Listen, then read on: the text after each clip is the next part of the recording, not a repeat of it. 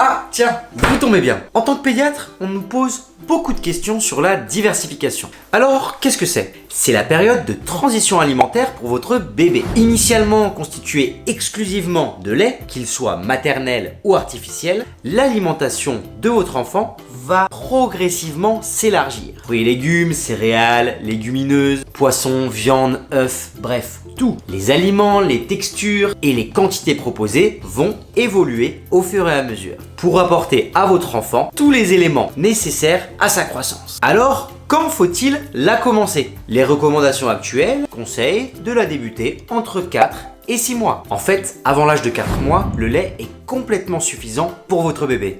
Et après 6 mois révolus, par contre, le lait n'est plus suffisant seul. Les autres aliments vont donc venir en complément. Bon, je vous rassure, chaque enfant y va à son rythme.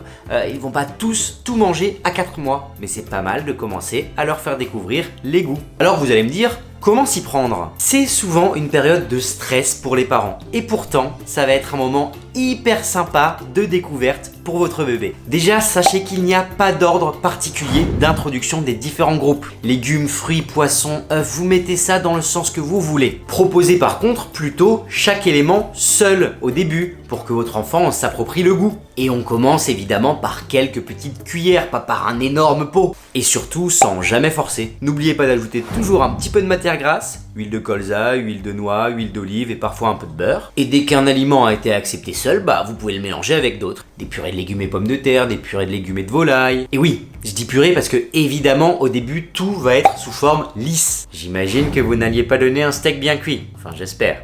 Et pas de panique s'il ne mange pas beaucoup. De toute façon, le lait reste l'aliment principal jusqu'à ses 6 mois. Est-ce que pour éviter les allergies, il y a certains aliments qui sont déconseillés avant 1 an? Eh bien non, justement au contraire. Entre 4 et 6 mois, un bébé peut goûter à tout, sans exception. Même les aliments connus pour pouvoir donner des allergies, comme les œufs ou encore les arachides. Et oui, en effet, plus ils les goûtent tôt, plus ils vont induire une tolérance de leur organisme et donc moins ils auront le risque de faire une allergie. Et là aussi sous forme adaptée, pas de cacahuètes à 6 mois, merci. Mais par exemple un peu de poudre d'amande ou poudre de noisette dans une compote, n'hésitez pas. Bon, et s'il y a des antécédents d'allergies importantes dans la famille, parlez-en d'abord à votre médecin, faites pas les oufs. Enfin, je dis sans exception, mais attention, pas de miel avant 1 an, et puis pas de poisson cru, de viande crue, d'œufs crus, de coquillages avant 3-4 ans. Est-ce qu'il faut toujours commencer par proposer les purées de légumes et des fruits le midi ? Là aussi, je vous rassure, il n'y a aucune règle fixe. C'est à vous de voir, selon votre organisation, ce qui convient le mieux. Vous pouvez introduire par exemple de nouveaux légumes le midi, de nouveaux fruits l'après-midi au goûter. En fait, vous faites un peu comme vous voulez.